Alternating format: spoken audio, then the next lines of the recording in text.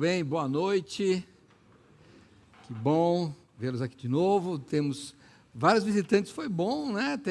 Na quarta-feira tivemos visitantes, né? Aí, ó, apresentados aqui, chegou o Laércio também, né? Que chegou e estava, olha aqui, que bom, chegou depois da gente apresentar. Muito bem, vamos estudar a palavra do Senhor. Olha, eu vou continuar as mensagens da forma que nós estávamos fazendo. Nós pregamos os 7 sinais que o escritor, o evangelista João escreve no seu evangelho, né? E depois eu disse que nós faríamos as 7 vezes que as 7 falas de Jesus que ele registra, onde Jesus diz: eu sou a luz do mundo. Lembrando a você o que nós já falamos, que essa frase, eu sou, é uma frase muito forte para a cultura judaica, porque eu sou é a frase, o nome que o Senhor Deus se autodenominou, que ele falou, quando Moisés perguntou: quando me perguntarem, vou tirar o povo do Egito, quando me perguntarem o que é que eu vou falar, qual é o nome? E aí, deu um pulo aqui, hein? E aí, ele fala, eu sou, quer ver? Ó, eu vou ler Êxodo, não é o nosso texto, mas só para introduzir. Então, estamos lá, tem a sarça ardente, Moisés vê a sarça, vai falar com Deus, Deus fala: você vai tirar meu povo do Egito, isso está em Êxodo capítulo 3, então ele fala como é que vão ser, como é que Deus fala para ele como é que ele vai tirar. E aí diz no verso 13, de capítulo 3 de Êxodo: então disse Moisés a Deus: eis que quando eu for aos filhos de Israel, eles disserem: o Deus de vossos pais me enviou a vós, e eles me disserem: qual é o seu nome? Que lhes direi? E disse Deus a Moisés: eu sou o que sou. Disse mais: assim dirás aos filhos de Israel: eu sou, me enviou a vós. Então, é um nome que Deus deu para ele, eu sou. E esse eu sou, né, hoje, no sentido de eu sou, eu existo, é esta a ideia, eu existo por mim mesmo, tá bom? Então, os nomes hoje, a gente põe lá no hebraico, né, Yahweh ou Yahvé, o tetragrama lá, mas, enfim, os judeus não falam no nome do Senhor Deus. E aí, Jesus usa eu sou por 7 vezes, eu anotei aqui. Primeiro foi, eu sou o pão da vida, que nós já estudamos, nesse contexto lá, na última vez que eu falei sobre esse tema. Hoje vamos falar sobre eu sou a luz do mundo.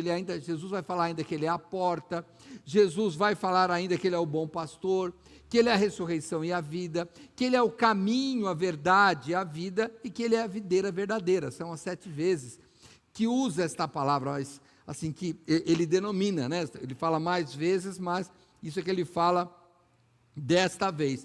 Quando ele vem aqui e fala, eu sou a luz do mundo, ele fala especificamente em 2 ocasiões, né? Eu vou pegar, eu não vou nem falar, porque nós já conversamos. Uma das ocasiões é quando uma mulher está para ser apedrejada, e Jesus então fala, eu sou a luz do mundo, logo depois desse episódio. Eu já preguei sobre isso recentemente. E depois também, quando ele cura aquele cego de nascença, e ele também fala, eu sou a luz do mundo, lá, naquela vez que eu já preguei hoje. Então, hoje, eu já preguei recentemente, você encontra aí o cego de nascença, é uma das últimas mensagens, você vai encontrar essas 2 menções que eu faço lá. Então, hoje, eu quero falar desse eu sou a luz do mundo, quando João apresenta no início do evangelho dele. Agora sim, eu vou pedir que você abra comigo a sua Bíblia, se você tiver com ela aí, no evangelho de João, no capítulo 1, tá bom? Ali não é Jesus falando, mas João apresentando Jesus. Então, evangelho de João, capítulo 1, verso 1, diz assim a Bíblia Sagrada: no princípio era o verbo estava com Deus e o verbo era Deus, ele estava no princípio com Deus, todas as coisas foram feitas por ele, e sem ele nada do que foi feito se vê. Nele estava a vida, e preste atenção agora, por favor, e a vida era a luz dos homens, e a luz resplandece nas trevas, e as trevas não a compreenderam. Vamos orar. Senhor nosso Deus, mais uma vez nós estamos aqui orando, clamando por tua misericórdia, graça e bênção para este culto, Senhor. Obrigado pelas músicas que nós já cantamos, que elas tenham chegado ao teu trono de graça. E pedimos ao Pai que o Senhor agora nos abençoe no estudo, na meditação da tua palavra, que possa haver, Senhor Deus, arrependimento e conversão, que possa trazer, Senhor, reaproximação para aqueles que estão longe, que possa trazer ânimo para aqueles que sofrem, Senhor Deus, porque a tua palavra nos conforta, nos desafia, Senhor Deus, e nos dá esperança. Nós te agradecemos por isso, orando em nome daquele que é a luz do mundo, em nome de Jesus. Amém. Então, nós vamos ver aqui a forma literária de João, né? Ele começa como? No princípio era o verbo. Que interessante. Primeiro livro da Bíblia, Gênesis, capítulo 1, começa assim. No princípio, criou Deus o céu e a terra. Gênesis capítulo 1, verso 1. Então, olhe João fazendo essa analogia, esse paralelo com Gênesis 1. No princípio está lá em Gênesis, no princípio está em João. No princípio está Deus criando, no princípio no Evangelho de João está o Criador, porque por Jesus foram feitas e para ele foram feitas todas as coisas, ele é o Criador. Então João faz isso, e aí você vai notando esses primeiros versículos do Evangelho de João, você vai ver a primeira atitude criadora de Deus. Verso 3 de Gênesis, e disse Deus, haja luz, e houve luz. Então aí, você vem para João, ele fala do ato criador e fala de que em Jesus estava a vida e a vida era a luz dos homens. Nota como ele está trazendo a gente, trazendo os leitores para a conclusão que ele quer chegar lá no fim. Lembra, nós já lemos isso, quando eu falei dos sinais, que ele escreveu para que nós creiamos que Jesus é o Filho de Deus. E para que nós possamos por ele ser salvos. Essa é a ideia de João, e está certo, é uma ideia inspirada, e é isso que eu quero falar com você hoje, neste processo de sabedoria de Jesus sendo o Criador, e Jesus sendo a luz. Ele disse, eu sou a luz do mundo, mas por que ele disse? Só por causa de Gênesis? Isso aparece só em João? Não, irmãos, nós acabamos de comemorar o Natal. De uma forma ou de outra, nós comemoramos o Natal. Fizemos musicais, e quando você anda pela cidade, pelo menos aqui em São Paulo, você vê muita luz. E um dos textos que fala do nascimento de Jesus, só quem relata isso é Lucas e Mateus, que fala do nascimento dele. Marcos e João já parte de Jesus adulto, mas quando você vai em Lucas capítulo 2, que foi um texto que nós lemos aqui, tanto eu quanto o pastor Neil, lemos os musicais. Lucas capítulo 2,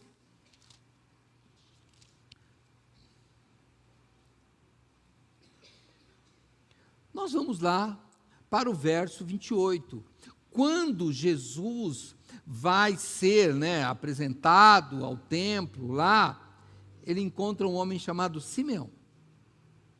O Espírito Santo tinha dito para ele que ele não ia morrer sem ver a salvação. E quando esse homem toma o menino nos braços, olha o que ele fala, capítulo 2 do Evangelho de Lucas, versículo 28. Ele então o tomou em seus... Eu vou começar no 27, vai, para você pegar o contexto melhor.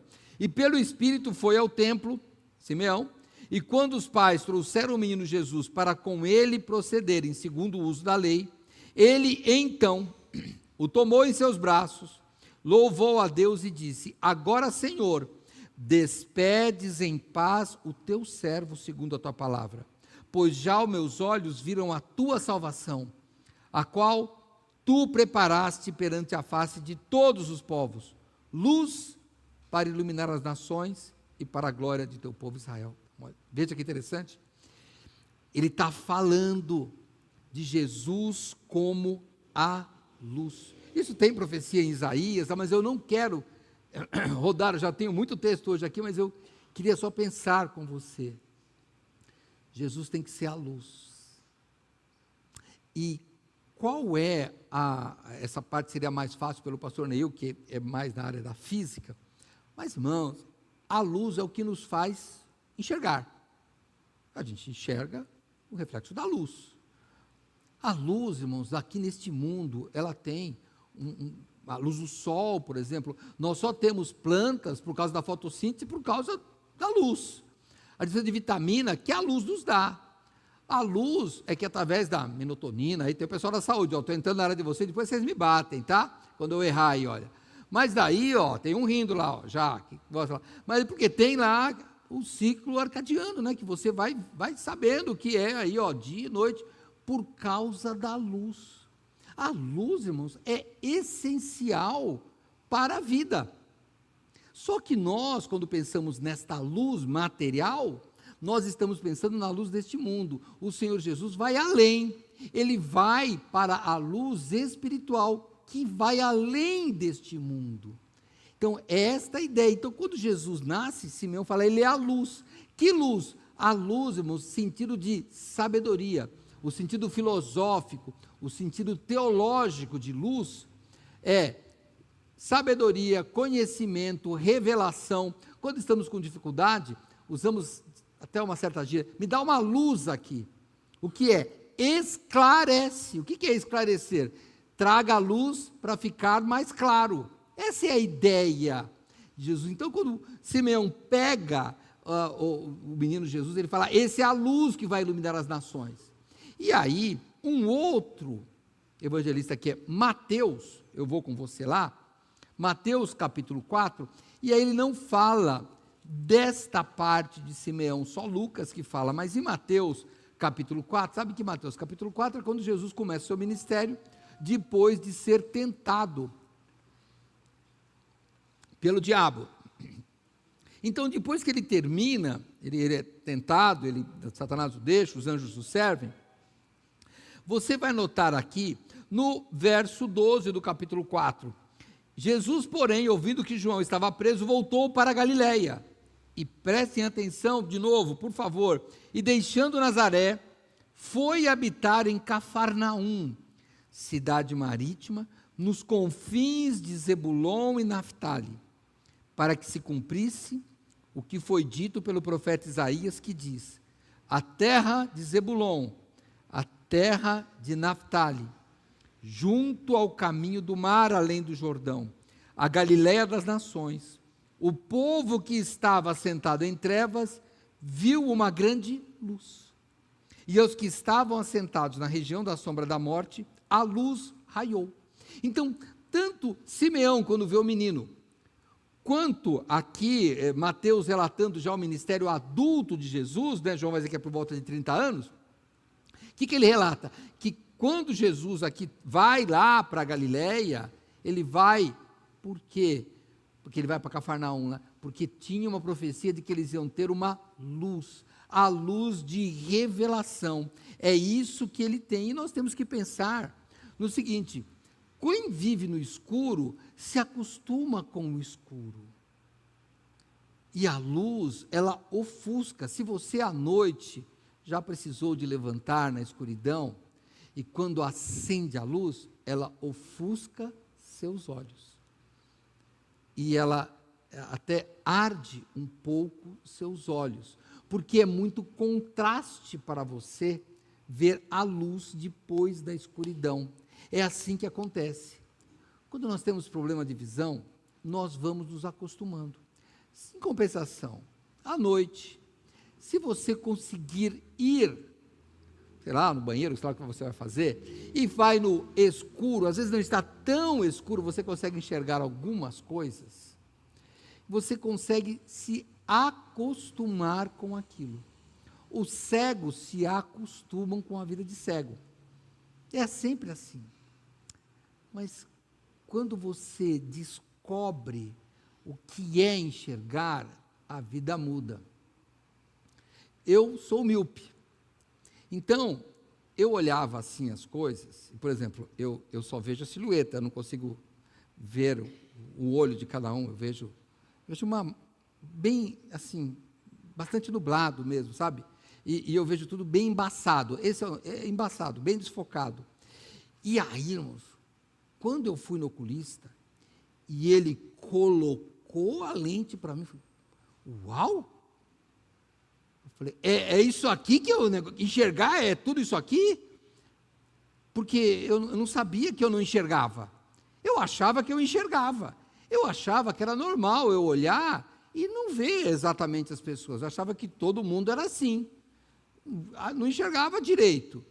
Então, quando eu ia ler alguma coisa, eu geralmente ficava assim, né, diminuía. Mas para mim era normal, eu não tinha problema. Não tinha problema. Mas quando ele colocou aquele negócio assim, ó, eu falei, rapaz, o que? Essa lupa que você colocou? Eu falei assim, não, olha a ideia, isso é o que você deveria enxergar, mas não enxerga. Rapaz, quanto tempo que eu me perdi nisso. Quanto tempo eu não enxerguei? Não sabia. Isso foi quando eu tinha 18 anos. Faz tempo já, hein?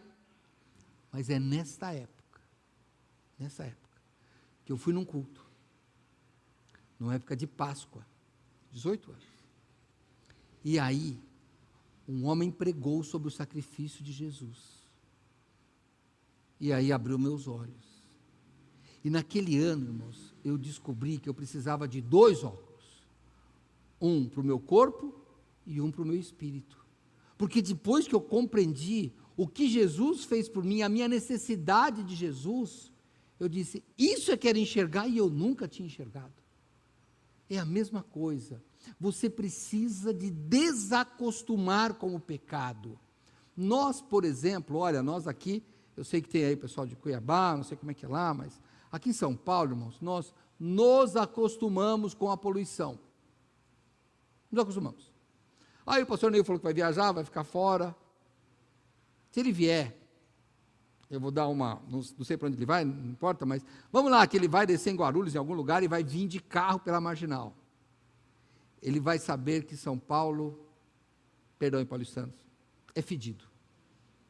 São Paulo cheira mal, irmão, só que a gente não percebe.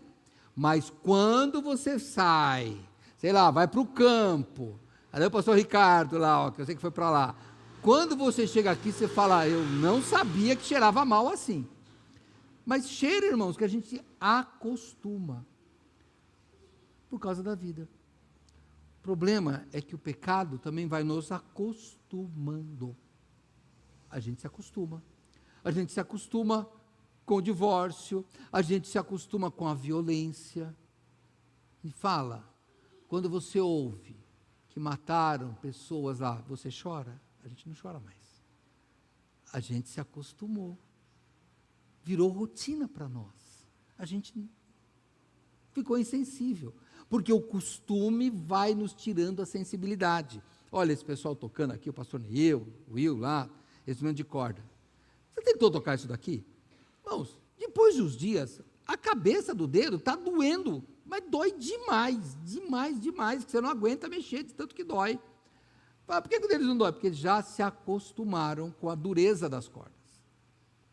Eu vou pedir para você, não se acostume com a escuridão do pecado que está em volta da nossa sociedade, não do Brasil, do mundo. Não se acostumem. Eles querem nos dizer que isso é normal. Querem nos dizer isso, que você não precisa mais de saber o que é homem, o que é mulher, não precisa mais de saber o que é casado, o que é solteiro, não há diferença. Olha, tenho gato, cachorro, peixe, já tive, pássaro eu não tive, já tive hamster, lá em casa já teve até sapo, a gente já criou sapo lá, irmãos, criou um sapinho lá, o girinho virou tal, mas, irmão, não me vem dizer que eu sou pai, não sou pai de cachorro, não sou pai de gato, não sou pai de peixe, eu não sou, irmãos, não adianta tentar me convencer disso, por mais que goste dos bichos, mas, irmãos, é que estão nos tirando nos tirando a sensibilidade da família. O que é família? Não, irmãos, olha, pensa nisso. Luz serve para revelar. A gente enxerga. Sabe, o homem pecador, nós que somos míope, que usamos óculos, né, mas tem míope que usa lente ou que já fez cirurgia, mas quem é míope, pensa assim, quando você tira o óculos, parece normal, e sabe que a gente até consegue viver? Não, consegue viver, vai dar um pouco mais de trabalho, talvez eu não consiga dirigir mais, mas eu vou pegar um ônibus, vou pegar o metrô, eu vou pegar o Uber, sei lá, algumas coisas eu não vou ver direito, eu vou ter que, quando for no mercado, eu tenho que, olha, quer ver, ó, está escrito aqui, marca registrada, aqui eu já não leio mais. Talvez eu tenha que pegar assim, mas eu vou continuar vivendo. O problema é que quando alguém põe o óculos, você fala, opa, aqui sim. Isso aqui é o que eu queria. Não precisar de fazer assim, ó. Aqui, ó, marca registrada, dei até de pôr na cabeça. Ó. O pecado, ele parece normal, mas ele não te faz enxergar as coisas de Deus. Por quê, irmãos? Porque quando a luz vem, a luz ela contrasta com as trevas. E naquela idade que eu tinha, aos 18 anos, Deus me abriu os olhos, como eu disse, esses olhos aqui, porque eu comecei a usar óculos, e vi que eu era míope, e também os olhos espirituais. E daí eu vi o que era enxergar. João ainda, se você agora vamos voltar para o Evangelho de João, no capítulo 12. João capítulo 12. Ali ainda, quando ele estava em Betânia, ali, depois foi para Jerusalém, na verdade, né, ele está ali nas vésperas de ser crucificado. João capítulo 12, no verso 44, Jesus disse assim, e Jesus clamou e disse, quem crê em mim, crê não em mim, mas naquele que me enviou. Quem me vê a mim, vê aquele que me enviou. E aí sim ele diz, eu sou a luz que vim ao mundo. E ele diz o porquê, para que todo aquele que crê em mim, não permaneça nas trevas. E aí eu volto no meu exemplo, que eu vou bater nesse exemplo. Eu era um míope acostumado. Para mim estava tranquilo. Eu conseguia viver. E como eu disse, o cego também consegue viver. Só que dá para viver melhor enxergando. E o problema é que você tem como, depois, nós vamos chegar lá ainda, quando você morrer, essa sua visão vai ser muito necessária. Por enquanto, a gente vai enxergando, mas vai chegar um momento que a visão será necessária. E aqui, Jesus diz que Ele vem para que nós não permaneçamos nas trevas. O apóstolo Paulo escreve sobre isso também na segunda carta aos Coríntios. Eu vou ter aqui alguns textos, mas eu vou ler todos, tá? Na segunda carta aos Coríntios, do capítulo 4, o que é que o apóstolo Paulo nos diz? No verso 3, mas se ainda o nosso evangelho está encoberto, para os que se perdem está encoberto, nos quais, e olha aqui, nos quais o Deus deste século cegou, tirou a luz, tirou a visão, cegou os entendimentos dos incrédulos, para que não lhes resplandeça a luz do evangelho da glória de Deus, porque não nos pregamos a nós mesmos, mas a Cristo Jesus, o Senhor, e nós mesmos somos vossos servos, Paulo dizendo, por amor de Jesus, porque Deus que disse que das trevas resplandecesse a luz, é quem resplandeceu em nossos corações, para a iluminação do conhecimento da glória de Deus na face de Jesus Cristo. Irmãos, quando nós estamos cegados, como estamos cegos pelo pecado, é o Deus deste século, que é Satanás. Ele simplesmente tira a nossa visão e nos faz acostumar com ela. Não se acostume, eu repito o meu pedido para você. Ele cegou o entendimento, é só isso. Só que o problema é que as consequências, como eu disse, nós veremos daqui a pouco, elas serão muito, muito, muito grandes. Não tente, as coisas daqui deste mundo, elas vão colocando nuvens, e elas vão fazendo com que nós coloquemos o nosso olhar fraco para as coisas fúteis. Eu começo a enxergar não a essência, mas a futilidade. E dá uma olhada aqui, né? Pastor, o que é fútil? Fui lá ver no dicionário para a gente saber. A palavra fútil quer dizer alguma coisa que não tem valor, não é importante. Na verdade, no nosso idioma, que vem do latim, né, o nosso português, a ideia de fútil é que deixa escapar que não faz falta. Essa é a ideia de fútil. Deixa escapar. Então nós começamos a dar importância para marcas, grifes. Nós começamos a dar importância para sucesso no nosso empreendimento, no nosso emprego. Nós começamos a olhar o tamanho da casa, o tipo do carro, a roupa que usa. Todas futilidades. Todas as coisas que, se escaparem, não vão fazer diferença. Qual a diferença que faz? Me diz, qual a diferença que faz você usar uma roupa de grife e uma roupa que não tem? Não faz. Não faz, irmãos, não faz. Sabe, sendo o seu número, tanto faz a marca que ela vem por trás. Tanto faz. É futilidade. Aí ele falou assim, mas o meu emprego é importante. É importante para quê? O meu dinheiro é importante. É importante para quê? Todas essas coisas que eu falei, elas são importantes para uma vida miserável. Porque se esperamos em Cristo só nessa vida, somos os mais miseráveis de todos os homens. Então, você só tem que pensar, o que eu estou lutando, o que eu estou batalhando, é algo que é para esta vida? Não que você não tenha que trabalhar, hein? Não é isso que eu estou dizendo. Estou dizendo para você dar importância ao que realmente é importante. Essa semana, estava falando com um jovem lá, né? Falei, olha, normalmente, seria bom você procurar uma namorada ou namorado que tenha uma visão espiritual. Por quê? Porque a beleza, ela vai acabar. Você pode não acreditar. Eu já fui novo, já tive cabelo, e a Mariana me achou bonito um dia, dá uma olhada.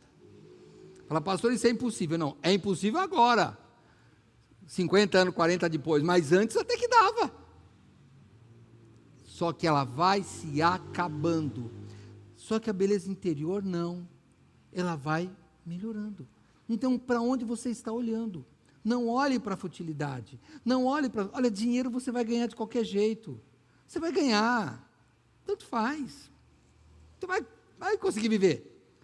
É só se esforçar, isso é normal. O que a gente tem que pensar é na nossa vida espiritual. É isso que pesa, é isso que importa. Olha que bonito. Olha o Natal, não sei como é na sua casa, mas normalmente, uma das coisas que vendem bastante são embalagens. Se a sua casa tem bastante criança, que vai lá, sei lá, neto, sobrinho, filho, os primos lá, o que acontece no dia 26 de dezembro, tem um monte de papel, de tudo quanto é jeito lá, embrulhado, mas eu acho muito bonito quando a criança vai abrir os presentes, porque a mãe, mãe, desculpa, vou falar o pai, vai, para não culpar vocês, a mãe e o pai vão lá com aquele durex, querendo reaproveitar para embrulhar o próximo, né, aí dá na mão da criança, ela rasga, ela não quer nem saber, e por quê? Porque ela não está interessada na embalagem, ela quer o presente, é só isso que ela quer, ela vai no que interessa para ela, a gente não, a gente já vai querer salvar o papel, aí o que faz, né? Vou brincar com vocês, põe debaixo do colchão, aí na primeira vez você vai pegar, ficou aquelas listas do estrado, você vai ter que jogar fora, então você guardou para daqui, o próximo aniversário jogar fora de novo, porque fica aquelas listas lá, ó. Você põe aquelas tabuinhas lá, aquelas ripas no colchão, fica tudo lá, a não ser que o seu colchão não tenha, aí fica aquele negócio tudo marcado lá, massa de qualquer jeito, mas enfim, A criança vai direto lá no que interessa. Então, eu só queria que você tirasse a futilidade. Vamos dar uma olhada no nosso ano de 2025. Como é que foi o nosso ano? Quais as suas conquistas? Se eu pudesse fazer uma lista, eu vou fazer uma brincadeira com você, não é para ninguém falar, pode perguntar depois para outra pessoa, mas se fizer uma lista de conquistas desse ano, você consegue pensar em 3? Pensa aí. Pense em 3 conquistas desse ano, hein? Vamos lá. Conquistas essenciais ou fúteis? Vou brincar, nem sei se alguém é assim. Pastor, esse ano eu tinha um sonho, eu comprei um carro novo. Eu falo, que legal, fica com esse carro novo aí. Daqui a 10 anos, você vai estar com um carro velho. Você acredita que Fusca já foi carro novo?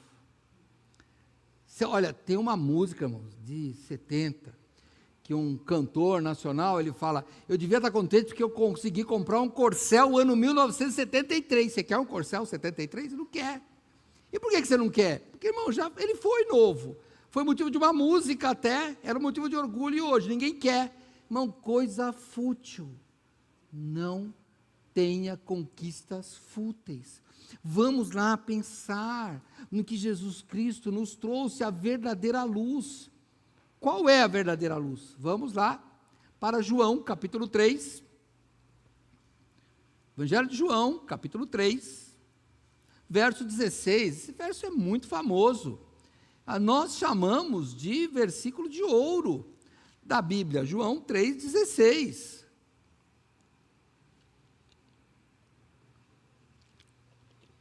Sabe o que a Bíblia diz? Eu vou ler um trecho aqui para você. João, capítulo 3, verso 16. Porque Deus amou o mundo, de tal maneira que deu o seu Filho unigênito, para que todo aquele que nele crê não pereça, mas tenha a vida eterna. Porque Deus enviou o seu Filho ao mundo, não para que condenasse o mundo, mas para que o mundo fosse salvo por ele. Quem crê não é condenado, mas quem não crê já está condenado, porquanto não crê no nome do unigênito Filho de Deus. E agora vem de novo, olha a luz aparecendo, e a condenação é esta, que a luz veio ao mundo, e os homens amaram mais as trevas do que a luz, porque as suas obras eram más. Porque todo aquele que faz o mal odeia a luz, e não vem para a luz, para que suas obras não sejam reprovadas. Mas quem pratica a verdade vem para a luz, a fim de que as suas obras sejam manifestas, porque são feitas em Deus. Então vamos pensar, qual é a condenação? A luz veio, qual luz? Aí você tem que voltar em eu sou a luz do mundo. A luz que veio é o Senhor Jesus Cristo, não tem outra luz, essa é a luz. E o que diz a Bíblia? Qual foi a condenação? Que amou mais as trevas do que a luz. Ora, se nós vivemos no mundo de trevas, como eu disse, no mundo sem óculos, no mundo onde as pessoas nos convencem que o que eu estou fazendo aqui é enxergar, e realmente é, mas é um enxergar horrível, não quer deixar eu ver direito agora, que eu enxergo tudo, consigo ver o rosto, o detalhe de cada um de vocês, eu enxergo. Isso é enxergar. Quando eu tiro o óculos, eu não enxergo. Esta é a verdade, eu não enxergo. Só que as pessoas amam mais as trevas do que a luz. E por que amamos mais as trevas do que a luz? Porque nós sabemos que a luz tudo manifesta. E a gente aqui fala de obras. Já tivemos um problema uma vez com uma pessoa que estava passeando no computador em lugar que não deviam passear. Eu falei, olha, vou te dar um conselho então, põe o computador na sala, deixa todo mundo ver o que você está vendo, é isso que você tem que fazer. Pega o seu WhatsApp aí, você põe no computador de casa, deixa todo mundo ver, pega a senha e deixa todo mundo abrir. Evite ficar sozinho, se você não consegue ficar sozinho, evite ficar nas trevas, porque quando você sai, tudo é treva, e o mundo parece que está assim. As pessoas vão na sua casa, o que elas fazem? Elas ficam na sua treva particular. Você não sabe o que está fazendo. Está ali. Tem até uma película assim, que é anti-bisbilhoteiro, né? Você olha do lado, você não consegue ver, de tanta treva que tem. Por que isso, irmãos? Porque nós estamos num mundo onde amamos mais as trevas do que a luz. É isso que nós queremos. O cristão não pode ser assim. Não pode. Nós temos que andar na luz, é isso. Pensa nesse ano. Então, vou pensar nesse ano. Esse ano só, hein? 2025 está terminando. Imagine que cada fim de ano, não é verdade, não é assim, isso vai acontecer num dia, mas imagine que no final de ano, você tivesse um encontro com Deus. E daí ia ter uma lanterna, uma luz, revelando as coisas que você fez. Não tem como fiz mais isso ou mais aquilo, não é isso. A ideia é a seguinte: você amou mais fazer as coisas das trevas ou amou mais fazer as coisas da luz? Vamos pensar nas coisas da luz. Quando eu venho para o culto, eu imagino que é uma obra de luz, porque as pessoas estão vendo e sabem que eu estou vindo para a igreja. Então, imagino que vir para cá é uma obra de luz. Ler a sua Bíblia, eu acho que é uma obra de luz, porque você está buscando iluminação de sabedoria no Espírito Santo. Enchei-vos do Espírito. Quando você está orando, é uma obra de luz, porque você está em contato com o Senhor seu Deus. Quando você está cantando alguma coisa relacionada à vida cristã, é uma obra de luz. Tem muita obra de luz na sua vida? Ou tem muita obra de trevas? O que te dá mais prazer? Obra de luz? Obra de trevas? É isso. Essa foi a condenação, hein? Eu vou repetir aqui. Não se preocupe. Minha opinião aqui, Vila São José, hein? Eu não creio que Jesus vai vir num dia de culto, hein? Mas é porque é eu que não creio. É uma brincadeira que eu faço. Porque daí está todo mundo com cara de luz. Será que lá fora é? Eu tenho falado com o pastor Neil, até com outros irmãos. Irmão, quando eu vejo jornal, eu fico preocupado. Porque nós aqui somos sociedade. Tudo que eu escuto lá fora, eu falo, pode acontecer aqui dentro. Pastor, pode acontecer violência doméstica? Pode. Pode acontecer algum crime? Pode. Essa semana eu vi uma reportagem de uma facção criminosa aí no estado vizinho, no Rio de Janeiro, que ela se diz evangélica. Ela é uma facção criminosa que se diz evangélica. E aí, eu ouso falar, hein? Pode ser evangélica, não é crente. É diferente. Evangélico qualquer um pode ser, mas crente não. Porque crente não é aquele que luta e mata por Cristo. Crente é aquele que morre por Cristo. Porque nós vamos seguir o exemplo de Cristo. Cristo não matou, ele morreu. O crente não bate duas vezes, o crente apanha duas vezes. Bate no rosto, vira por outro. Aí você vai me dizer, pastor, crente tem sangue de barata? Eu não sei se barata tem sangue. Eu só sei que nós temos que fazer assim. Crente é aquele que não cobra juros. Crente é aquele que empresta sem esperar receber. Aí fala, pastor, mas daí não dá para viver. Olha, faz mais de 2000 anos que está funcionando. Talvez no seu caso não dê, mas funciona. Nós estamos aqui por causa disso. Porque no passado, as pessoas cristãs faziam isso. Pastor, mas eram taxadas de boba. 2000 anos depois, nós estamos aqui ainda. Nós estamos aqui. Pessoas que abriram mão de suas carreiras para estar aqui. Olha, irmãos, o exemplo que a gente tem lá é daquele navio Titanic, né? E é uma história real. A banda que tocava lá, eles eram crentes e eles olham para o outro e dizem, foi bom trabalhar com você, e continuam tocando um hino. Pronto, acabou, não correm atrás do barco. Há várias histórias de pessoas que falaram, vai ele no barco e não eu, porque ele precisa de se salvar e eu já tenho salvação. Então, estamos aqui porque entregamos, não porque retemos. Estamos aqui porque quando a luz de Cristo vem, ele pode olhar. E estamos aqui porque, como o pastor Neuvo tem sempre falado, o cristianismo defendeu as mulheres. Aliás, os direitos delas estão garantidos hoje por causa de instituições cristãs. Nós temos escolas por causa de instituição cristã. Nós temos hospitais por causa de instituição cristã. O cristianismo sempre doou. Por quê? Porque fazia obras de luz, não obras de treva.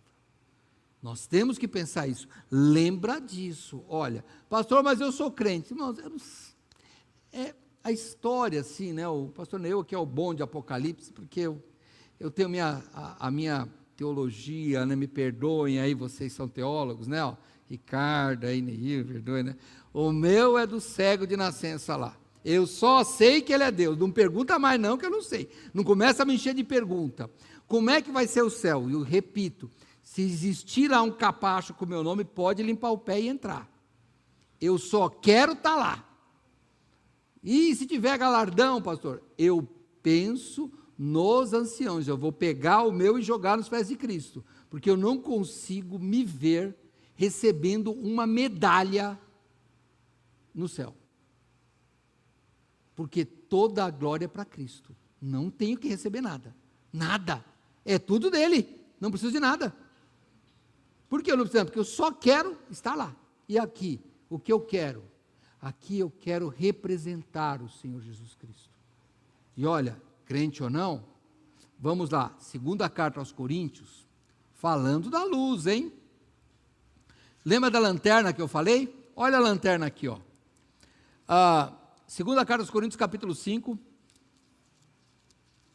Não fala a palavra luz, mas eu consigo imaginar que a lanterna, a luz da inspeção aqui, ó. Segunda carta aos Coríntios, capítulo 5, verso 10. Porque todos devemos comparecer ante o tribunal de Cristo, para que cada um receba segundo o que tiver feito por meio do corpo, ou bem ou mal. Irmãos, vai ter um julgamento. Eu não sei como é que vai ser. Não me pergunte. Pergunta para o Neil, o Ricardo, ele sabe. Eu não sei, eu estou ainda estudando isso aqui. Eu sei que vai ter um julgamento. E por bem ou mal nós vamos receber alguma, nem que seja receber um julgamento de vergonha. Eu sei que Cristo limpou os pecados. Mas, irmãos, aqui nós temos obrigações a cumprir. Aqui nós temos coisas a fazer porque somos crentes. Por que você é crente? Cuidado, irmãos. Olha, essa história de que, pastor, eu escuto louvor o dia inteiro. Irmão, isso não muda nada a vida minha, nada. Ouvir louvor é prazer. E eu já até conheci pessoas com contato de grandes cantores gospel, que nem crentes são. Canta e não são crentes. Não são. Vivem através do dinheiro que aquilo dá, porque hoje é uma indústria. Então, só tome cuidado. Não é por aí, é obra, irmão, é bem ou mal. É assim. Como é que você vai fazer? Fala, pastor, mas como é que eu sei que a obra é boa ou má? Você vai para Mateus, vamos falando de luz lá em Mateus capítulo 5, um versículo que você de Vila São José ouviu mais muitas vezes esse ano, hein?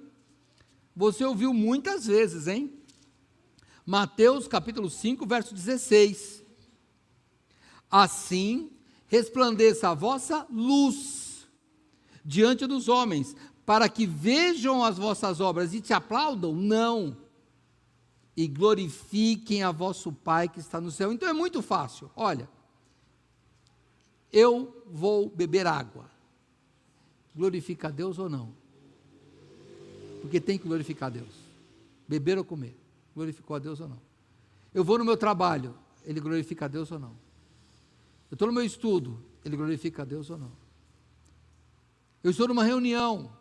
Eu estou glorificando a Deus ou não? É assim que vai ser julgado. É desse jeito, irmãos. Não tem outro julgamento. A luz é essa. É assim que acontece. Porque quando você aceita a Cristo, irmão, a sua vida tem que mudar. Porque a salvação, ela vem com uma responsabilidade também. Você também é um embaixador. Você também é um soldado do Senhor Jesus. Não para matar, mas para glorificar a Deus. Tem que pensar nisso. Não se iluda com futilidades. Não se iluda com o encanto das trevas. Não se iluda. O julgamento virá. olha, essa época é uma época boa de evangelizar, porque as pessoas estão todas alegres e tal. Mas sabe o que acontece? Irmãos, passou o Natal. A propaganda do carnaval já começou. Começou, irmãos, já começou. Então, peraí, e agora? Agora que eu quero ver se você vai realmente defender o que você crê. Olha, dá uma olhada o que Pedro fala para nós. A primeira carta de Pedro, perdão. Primeira carta de Pedro, capítulo 2, verso 9. Diz assim: mas vós sois a geração eleita, o sacerdócio real, a nação santa, o povo adquirido, para que anuncieis as virtudes que vos chamou das trevas para a sua maravilhosa luz. Irmãos, então eu vejo isso, eu volto lá nos meus 18 anos. Ali o Senhor Deus me chamou para a sua maravilhosa luz. Do mesmo jeito que se você falar, pastor, vamos fazer o seguinte, olha, vamos brincar, tem duas pessoas que não enxergam aqui, vamos fazer um desafio. Pastor, a partir de hoje a gente não usa óculos, tá bom? Eu falo, não, tá bom para você, eu vou continuar com o meu. Eu quero enxergar assim. Assim? Não quero. Eu quero assim. Não quero voltar para trás de jeito nenhum. Eu quero assim, ó. Eu quero assim. Uma vez eu fui no oftalmo e ele fica naquelas lentes, sabe? Para lá, para cá, para lá e para cá. Aí ele, e esse aqui, ó, esse é bom. Ele, um a menos. Eu falei, por quê? Ele falou, porque a gente sempre quer enxergar mais. Eu falei, eu quero mesmo, eu quero sempre o grandão. Se essa letra puder ficar desse tamanho, é que eu quero. Fala, não, ainda é lupa, aí volta para cá, põe o normal lá. É o que a gente quer. Eu não quero, irmãos, voltar para trás nos meus óculos aqui. Do mesmo jeito que eu não quero voltar para trás no tempo que eu vivia nas trevas.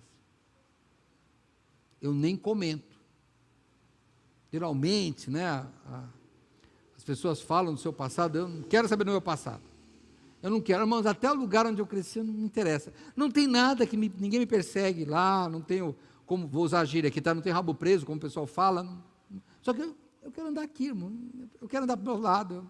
Eu não quero lembrar do passado. O que era feio no passado, pastor? Não. O que era feio é que não tinha cor. A vida ganhou cor, ganhou brilho com Cristo. E aí a vida mudou.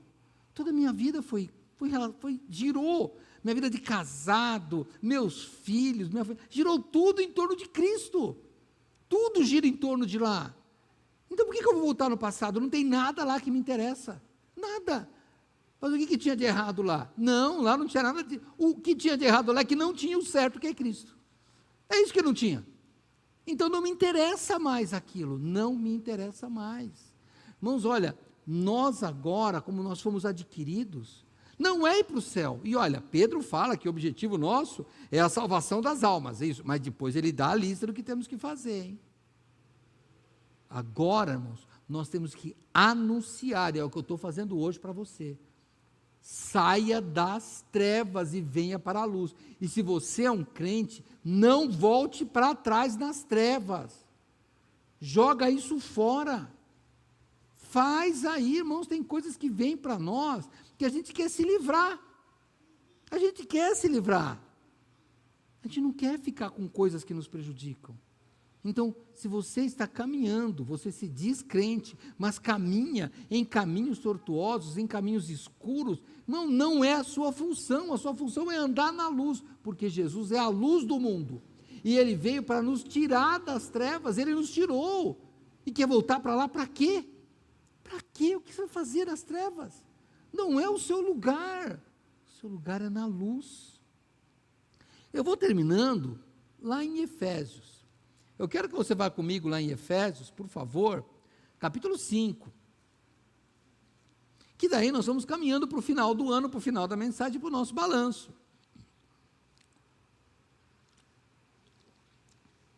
Efésios, capítulo 5. Deixa aí aberto aí. Primeira coisa que temos que fazer, definir o que é sucesso. É sucesso. Vou brincar, meus filhos já passaram da idade de ser jogadores de futebol, tal, mas olha, hoje, o jogador de futebol não é sucesso. Ele não é sucesso. Pode ser que tenha uma ou outra exceção, mas eles são muito bons no campo e fora do campo são péssimos exemplos para a sociedade em geral. para você que tem filho, eles são péssimos exemplos. Exemplos de prostituição, de bebida, de irresponsabilidade, nem todos, hein? Estou falando do que eu vejo no normal. Tá bom? É isso que a gente quer? Isso é sucesso?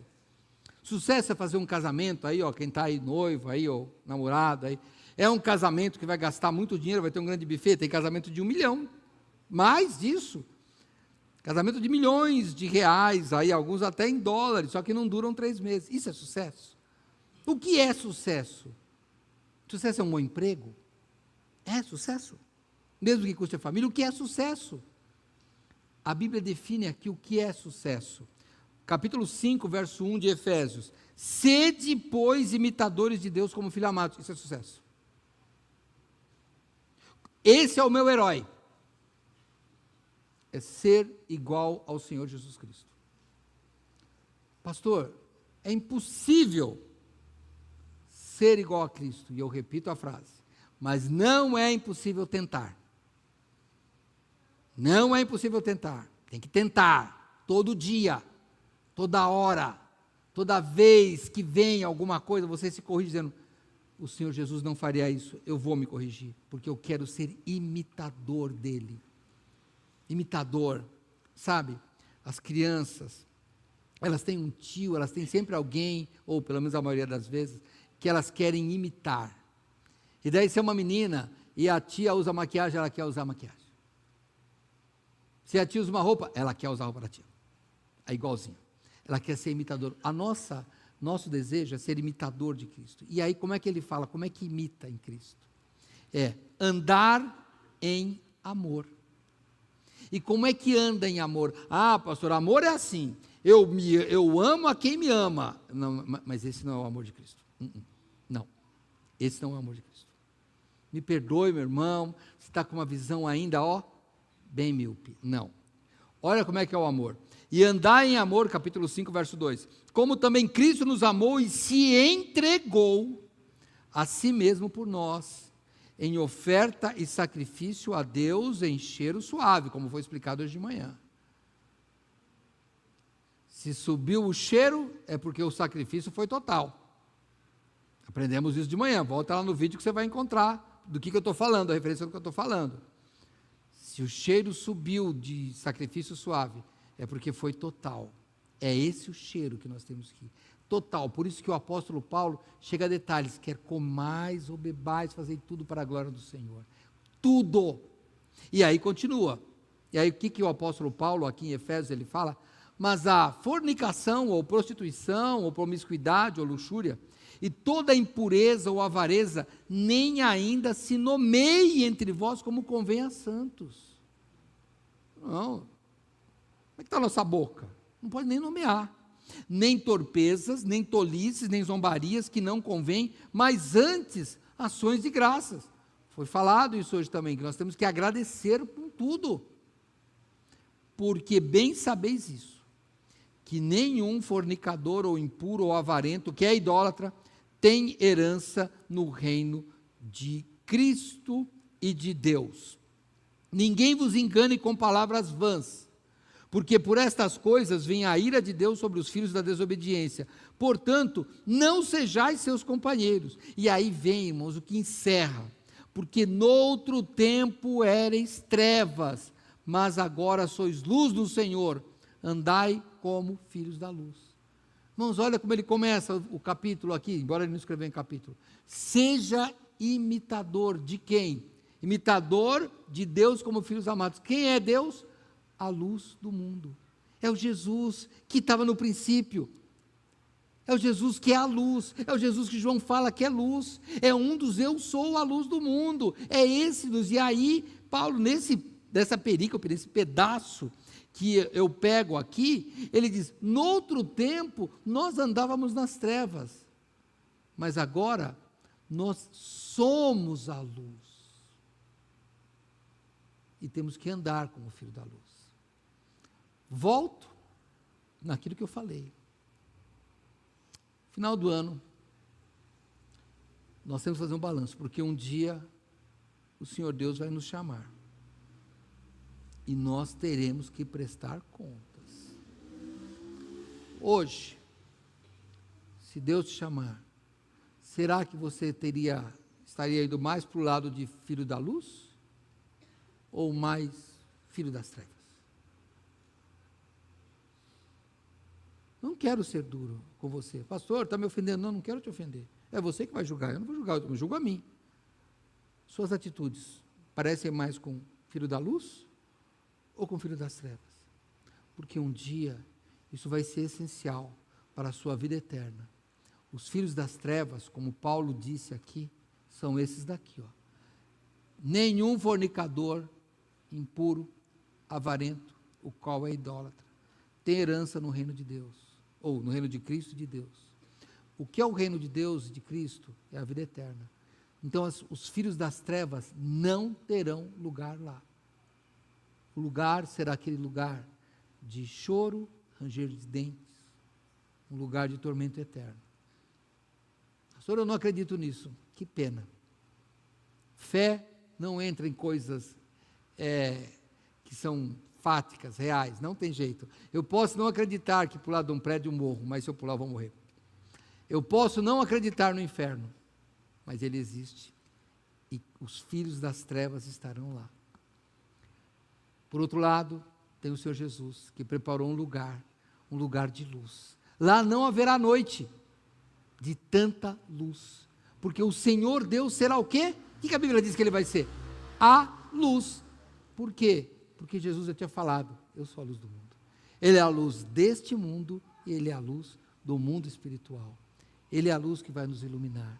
Eu quero te deixar esta mensagem, quase que de final de ano, último domingo do ano, que você pense nisso.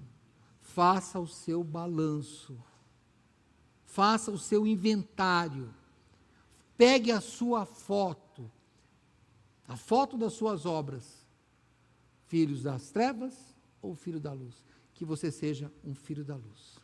Que Deus te abençoe. E aí Jesus disse, eu sou a luz do mundo.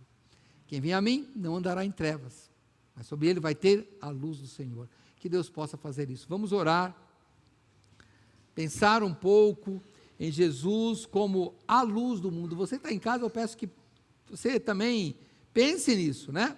Pense nisso. Jesus, quando vai dar visão àquele homem cego, ele diz, eu sou a luz do mundo, quem me segue não andará em trevas, mas terá a luz da vida. É isso? Nós temos a luz da vida? Então tá bom. Se você segue Jesus, você não anda em trevas, mas tem a luz da vida. Mas se você está andando em trevas, sai daí que não é o teu lugar, vai para a luz. Senhor nosso Deus, obrigado, Pai, por esta noite, onde o sol já se pôs, e mesmo que a energia acabe, o Senhor terá filhos da luz aqui, Senhor.